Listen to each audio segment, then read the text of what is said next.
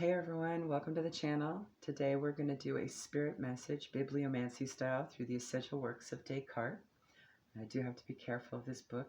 It's from the 60s, so it's a very fragile book, very special. Family heirloom. I'll go ahead and hit the ball to cleanse the energy right now. Avert your ears.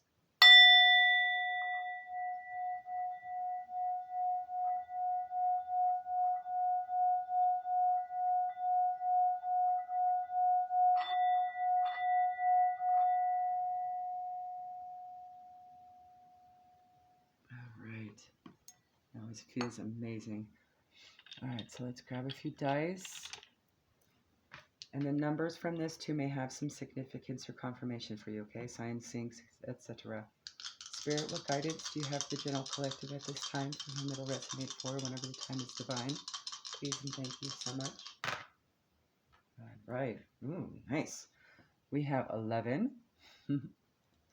and 11 again. All right. And we also have 5, which is a number of change, transition. All right.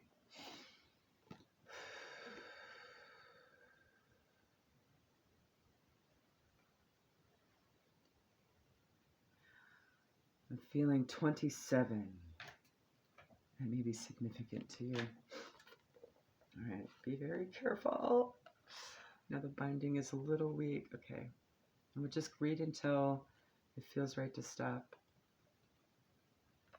All right, and I have to just be very super careful here. All right.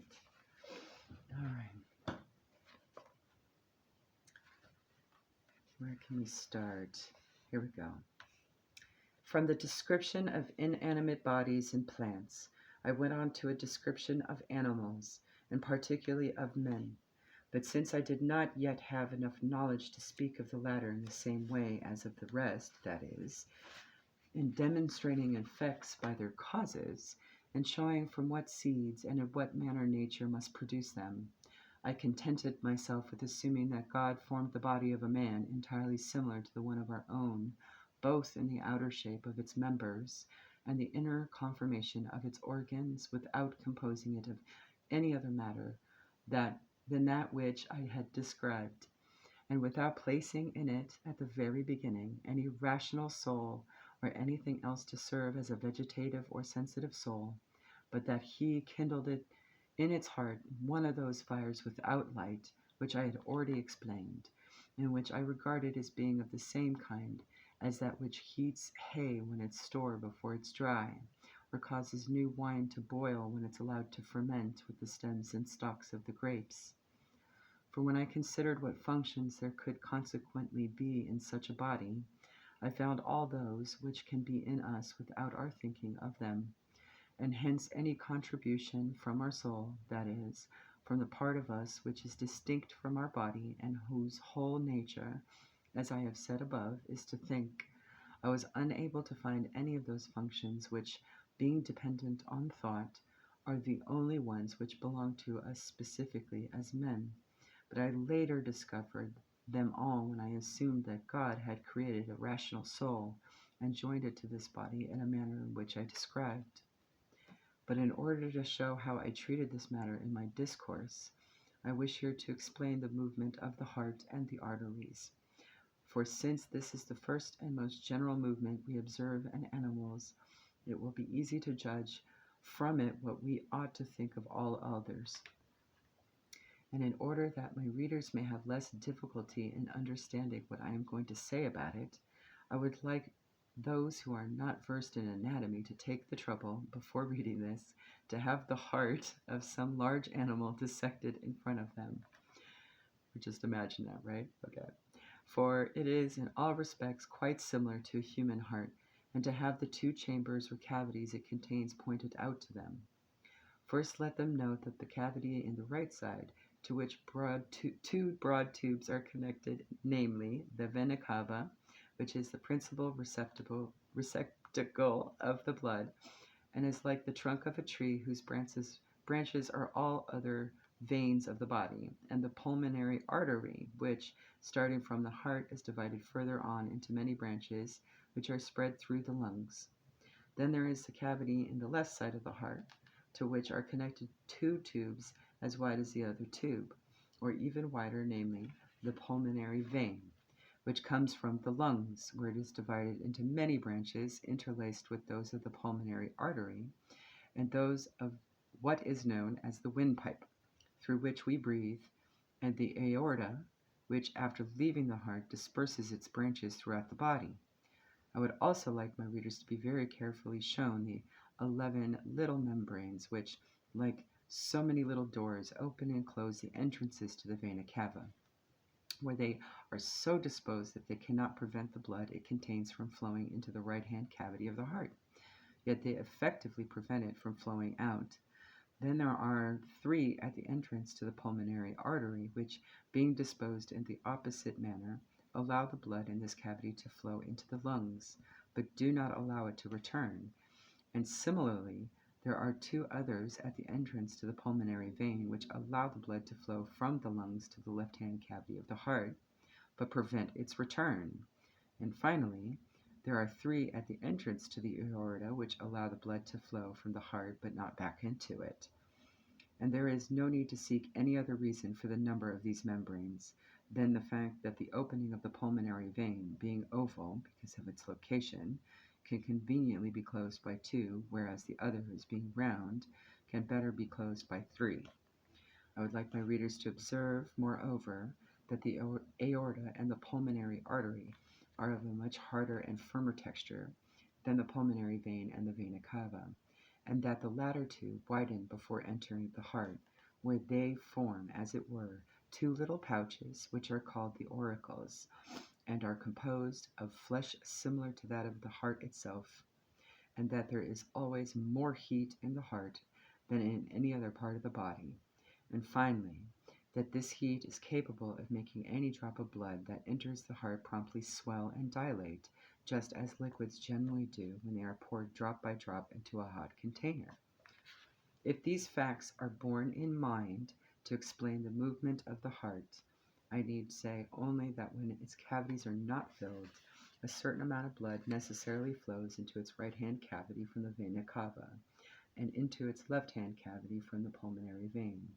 Since these 2 vessels are always full of blood, and their openings which face the heart cannot then be blocked, and as soon as 2 drops of blood have thus entered the heart, 1 in each of its cavities, these drops, which must be very large because the openings through which they enter are very wide, and the vessels from which they come are very full of blood, become rarefied and dilated because of the heat they encounter in the heart, and so making the whole heart swell, they push against and close the 5 little doors that are at the entrances to the 2 vessels from which they have come, thus preventing any more blood from entering the heart.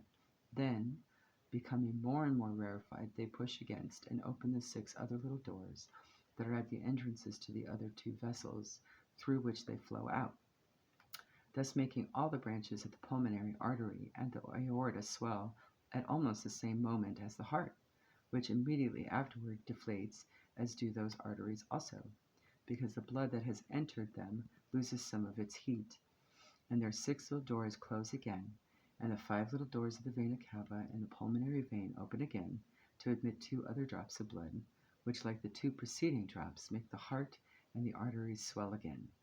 And because the blood thus enters the heart passes through the 2 patches known as the auricles, their movement is contrary to that of the heart. They deflate when the heart inflates. Moreover, so that this will not be denied without examination by those who are not familiar with the force of mathematical demonstrations, and are not accustomed to distinguishing true reasons for those which are merely plausible, I wish to inform them that the movement I have just explained follows as necessarily from the disposition of the organs that can be seen in the heart with the naked eye, from the heat that one can feel in it with the fingers, and from the nature of the blood which can be known by experiment, as the movement of a clock follows from the force, arrangement, and shape of its counterweights and gears. But if one should ask why the blood from the veins constantly flowing from the heart is never exhausted, and why the arteries are never too full, since all the blood that passes through the heart flows into them, I need to give other answer than what has already been written by an English physician who must be praised for having broken the ice on this subject, and being the first to teach that there are several little passages at the extremities of the arteries, through which the blood they receive from the heart enters the little branches of the veins, from which it flows back to the heart, so that its course is an endless circulation. He proves this very well by referring to the common practice of surgeons who, having bound an arm rather tightly above the spot where they open the vein, cause the blood to flow out more abundantly than if they had not bound the arm at all, while the opposite would occur if they bound it further down, between the hand and the opening, or if they bound it very tightly above. For it is obvious that a moderately tight binding, though capable of preventing the blood that is already in the arm from the returning to the heart through the veins, does not thereby prevent more blood from flowing through the arteries, because they are situated deeper than the veins, and being harder, are less easy to press shut, and also because the blood moves with greater force from the heart toward the hand, by way of the arteries, than it does when it flows back towards the heart through the veins. And since this blood flows out through an opening that has been made in one of the veins of the arm, there must necessarily be passages below the binding, that is, toward the extremities of the arm, through which it can flow from the arteries. He also proves very well what he says about the course of the blood by referring to certain small membranes which are so disposed in various places along the veins that they do not allow the blood to flow from the middle of the body towards the extremities, but only to return from the extremities to the heart, and further, by pointing out that experience shows that all blood in the body can flow out of it in a very short time through a single artery, even though it can be tightly bound near the heart, if it is cut between the binding and the heart, so that there can be no reason to suppose that the blood is coming from anywhere else. There you go, guys. I could keep going. So that's definitely a description of a tangible application of how life flows, right? All right, there you go. Have a good one.